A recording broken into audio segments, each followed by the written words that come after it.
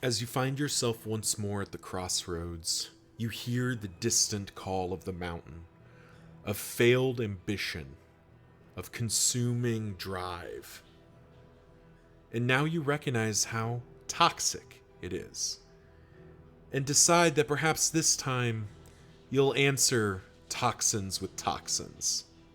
Time to grab your companions and push on. Hey, what's going on, everyone? It's Loki Orn, and we are back at it, taking out another named formation. Today, we're taking out a formation that accomplishes several goals at once. So let's meet our contestants here. I did say in the end of last episode that we did want to play another runaway game, specifically because the runaway just really fits what we're looking to do. And we did have the knitted blanket, which is great. But we also picked up a name request a while back. Advocatus Mortis, I'm sorry it took so long. But here we are, and it's time to rename a character. So, unfortunately, Audrey, our grave robber, has memories. We will have to reset those back to a wanderer so that we can rename her. And welcome to the party, Soloniel. Soloniel is requested by Avocatus Mortis, will be our grave robber. She is a sprawl explorer with flawed release. Well, that's going to have to go. We are not dealing with flawed release. That is for sure. Alrighty. We are going to want to mix it up a little bit here. So let's, or not mix it up, we're going to take out a Venom Drop, because this formation's name is Toxin Trickery. And it's going to be all about spreading as much toxins as we can. So we are going to be bringing out the Alchemist again. I considered the Surgeon, but I actually kind of want to do this with the Alchemist, specifically for even more toxins. Do we want an Arsonist, or do we want like a Survivor or something? I don't want to weaken burn skills. And while she will move back, I think Arsonist is probably just better. Yeah, we'll just stick with Arsonist. And is it Scourge? That's the, yeah, Scourge is my favorite one. Examine and Maniac don't feel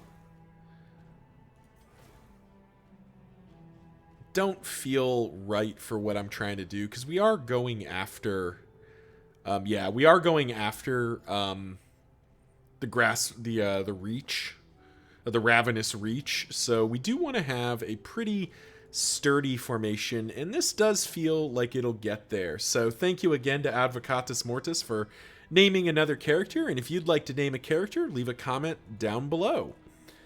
As you can see, our Flagellant's been a long-running player with blank desktop, so let's get into it.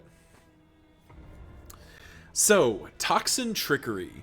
On the surface, I don't know that this formation is that well suited for the Reach, but I do have some theories that I think will say this formation will do well. First of all, let's talk about the formation kind of on the ground level, the iron triangle we've always kind of used here. From a damage output perspective, this formation is interesting. Depending on how you build it, it can have quite a lot of direct incoming damage. The Grave Robber, the Plague Doctor, and the Flagellant, and actually the Runaway, if you want to build her that way, can all deal quite a lot of damage. And already I'm kind of detecting like a possible challenge here, and may make me regret not choosing Surgeon here. But we shall see. But this formation really wants to be dealing as much blight and burn as possible, and optionally bleed. Like we will in this case, because that has a decent chance of killing, yeah. So that's kind of the damage output here. It has the possibility of fairly high direct damage, but it's really looking to do most of its damage in damage over time effects. Depending on how you play it, you know, for example, if you leave the Grave Robber in the back rank, the Plague Doctor can naturally use, can naturally sit there and use Cause of Death, which is not bad. On the flip side, though, if you want to move her, that's also viable as long as you can keep the Flagellant where he needs to be. Looking from a health standpoint, though, I think that's where this formation well and truly shines. Every character has healing. The Runaways is conditional on, there being a bleed, which is a frequent enough occurrence for it to be pretty viable. The Plague Doctor is, as I've previously kind of said, in my opinion at least, the best healer in the game. And the Flagellant is a pretty compelling second here, because Deathless, particularly as a Scourge, is just a lot of healing. And then finally, the Grave Robber is kind of selfish in her healing. She only heals herself, but that's perfectly fine in most of the time. That's kind of what you need out of her.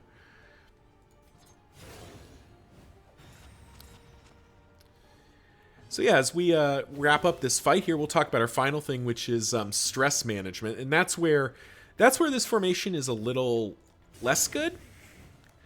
It's not unplayable by any stretch. We do have this. We do have the Endure feature, but we definitely are going to be on the lookout for wind chimes or something, because we don't really have much in the way of direct stress healing.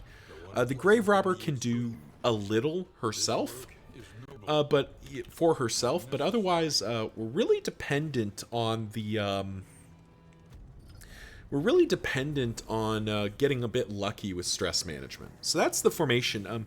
Specific to the Ravenous Reach, part of the reason I wanted to do this formation, one of the Ravenous Reach's big things is that it steals tokens. It will constantly grab tokens from you and take them for itself, in addition to basically utilizing your tokens or flipping your tokens. So it's always worth considering that you, an Oasis, that's probably what we're doing. So considering that, we do just need to be very mindful of that value. And the thing about this formation is, unless you kind of set out to do it, none of these characters really generate a lot of positive tokens. Like the Grave Robber can. The Plague Doctor, I don't think she can. The Runaway can. And the Flagellant cannot, I don't think. Do you have any way to generate positive tokens that it can steal? Because it can't steal those. So there's going to be nothing for the Ravenous Reach to steal, which I think is interesting. We will see if that is a good vibe or not.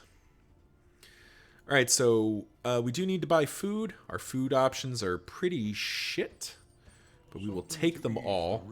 And now we have a choice. We did start with Stew Pot, which is very good. Now, Stew Pot is not as good as Griddle for a rabbit run, but we do have the consideration of a rabbit run, where we get extra speed and extra max health. Kind of appealing. Alternatively, Pliskin, always good. And this formation does have some movement, so it could be a Crocodilian run, but I don't think it's a Crocodilian run. I don't think we're looking to move quite as much as the Crocodilian wants. So if we take the rabbit, the one thing we are giving up on. Actually, no, we're not even giving up on it. So I was thinking about the Bulwark, because this formation does do quite well against the Dreaming General, assuming you can manage the stress. But we don't have the Bulwark, or the Bulwark is not an option for us. So I actually think we are going to go to the Fodder, and we will take the rabbit. This will be a rabbit run. All right, going after. What do we got here that can be... Strong Shackles actually has a degree of use here. I'm normally not a fan of Strong Shackles. I'm pretty skeptical of it. But in this specific scenario, I actually think we buy this. Because then we just have the Flagellant get hit and he stays in the front. It just lives there? Yeah, that makes sense. Get the Iron Brazier too. In such a little thing. Let's see. Holy Water, pretty good. We will buy that laudanum.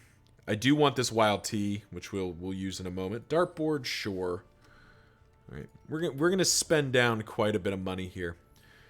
So I don't want debuff resistance on you. Who's got the weakest debuff? 20, 53, 30. Okay, so it is Bonnie. So let's pump Bonnie.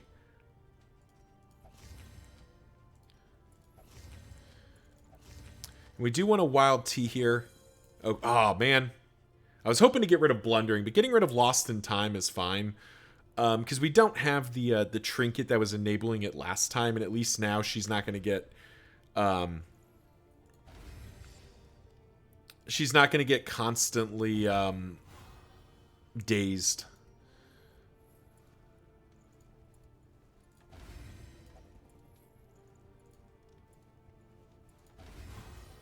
Alright, there we go. Spend our in items. We've got 2 mastery points to spend. Is there anything else here that's remotely useful? Not really. Not useful enough for us to spend money on. Alright. Let's pop in. Let's just pop stuff in on people. Can use it to break dodge tokens or what have you. There is a world where being in stealth is actually really useful, so shimmering powder is actually worth having. All right, if we're going after...